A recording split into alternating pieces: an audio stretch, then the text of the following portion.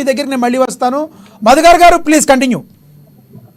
అందరికీ నమస్కారం సార్. ప్యానెల్లో ఉన్నటువంటి పెద్దలకి, జనసేన ప్రతినిధి గారికి, మరి అదేవిధంగా మా చౌదరి గారికి, మరి అదేవిధంగా పెద్దలు అమరావతి జేఏసీ గారికి నమస్కారాలు తెలుపుకుంటూ, సార్ నేను కూడా చదువుతా సార్. చెట్ట వైఎస్ఆర్ కడప, శ్రీకాకుళం, గుంటూరు, విజయనగరం, గుంటూరు, కృష్ణా, ప్రకాశం, చిత్తూరు, శ్రీకాకుళం, వైఎస్ఆర్ కడప. సార్ ఇది మీరు చేసిందే సార్.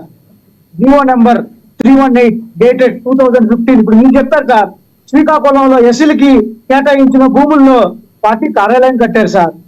నేనేమంటానంటే సార్, జనసేన వాళ్ళు కట్లా, కమ్యూనిస్ట్ వాళ్ళు కట్లా, సిపిఐ సిపిఎం వాళ్ళు అంటారు, ఇంకొక XYZ వాళ్ళు ఓకే, టీడీపీ వాళ్ళు కట్టారు సార్.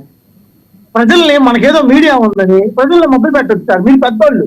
నేనేమన్నానంటే జరిగినటువంటి కార్యాచరణ ఏదైతే తప్పు జరిగిందో, ఇప్పుడు మనకి గవర్నమెంట్ స్థలాన్ని లీజుకు తీసుకోవడం అనేది ఒక క్రమం, టెండర్కి పిలవటం జరుగుతుంది. అది జీవో నెంబర్ 318 మీరే 2015లో క్రియేట్ చేసి దాని ప్రకారంగానే తీసుకోవడం జరిగింది సార్.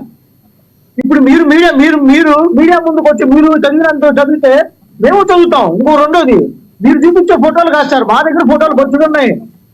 బంజారా హిల్స్ సార్, మన హైదరాబాద్ లో బంజారా హిల్స్ టీడీపీ ఆఫీస్ ఏ సంవత్సరంలో కట్టారు సార్?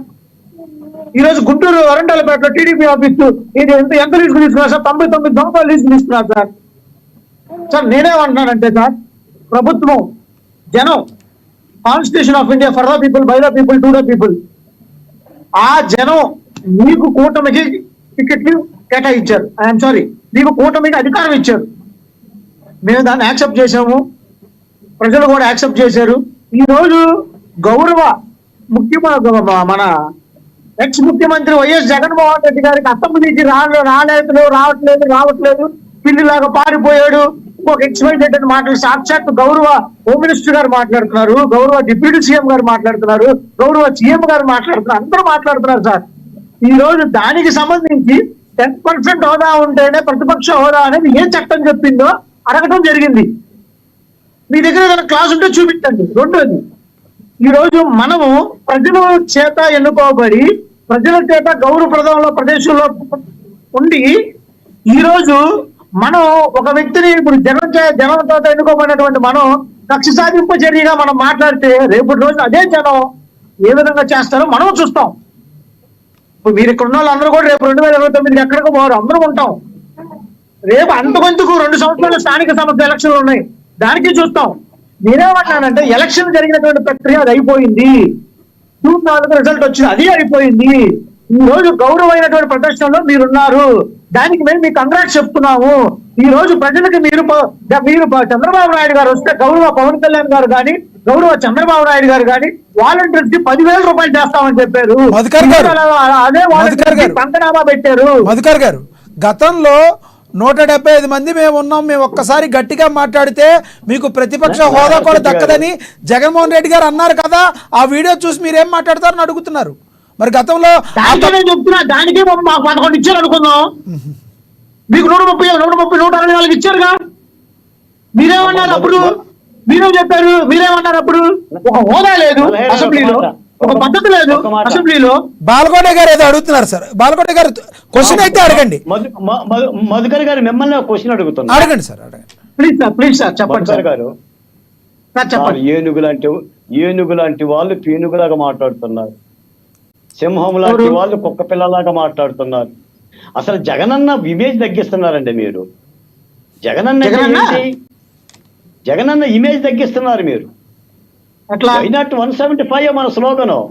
వైనాట్ కుప్పం మంది, వైనాట్ మంగళగిరి, వైనాట్ పిఠాపురం. ఏంటి సార్ అడుక్కుంటున్నారు? సిగ్గుగా లేదు సార్? అవును సార్, మాకు ఎట్లా ఉందంటే సార్, ఒక్క నిమిషం సార్, నేను మాట్లాడచ్చు సార్? మాట్లాడండి. మాకు సిగ్గుగానే ఉంది సార్. ఎందుకంటే జరిగిన ఎలక్షన్ ప్రక్రియ మనందరికీ తెలుసు కదా సార్.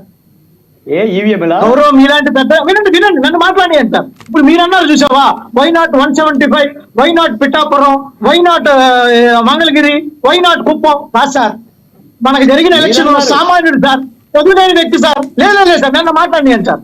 చదువులేని వ్యక్తి, కూరగాయలు అమ్ముకుంటున్న వ్యక్తులు కూడా ఈ రోజు ఏ విధంగా ఎలక్షన్ జరిగిందో గౌరవ మోడీ గారి దగ్గర ఏ విధంగా లాలుచి పొందారో అందరికీ చెప్పండి, తెలుసు ఏ సార్. విధంగా జరిగింది? మనకి ఏ విధంగా ఈ రోజు మీరు జరిగింది? చెప్పినటువంటి సార్ ఏ విధంగా జరిగింది ఎలక్షన్ చెప్పండి.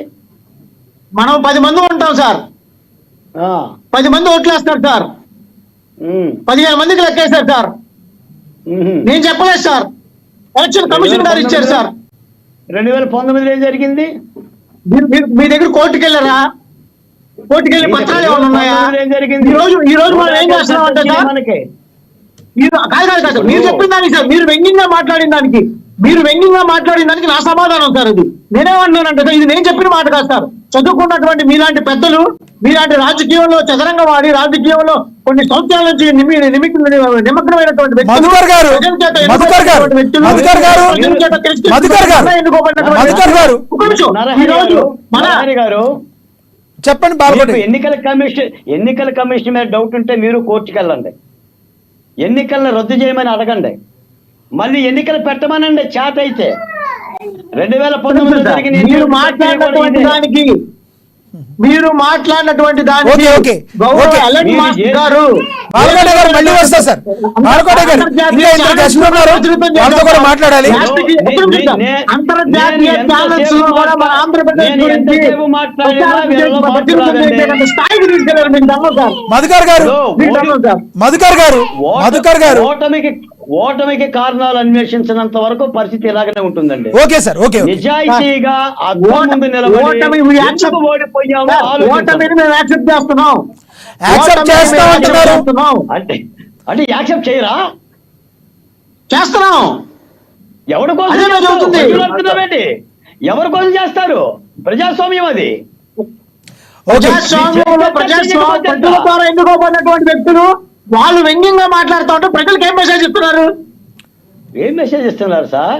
ఓకే, ఓకే, ఏం మాట్లాడుతున్నారు? ఓకే, ఓకే మధుకర్ గారు, ఓకే బాలకోట గారు, ఓకే మధుకర్ గారు. మనతోటి జనసేన వీర మహిళా నేత సుంకర కృష్ణవేణి గారు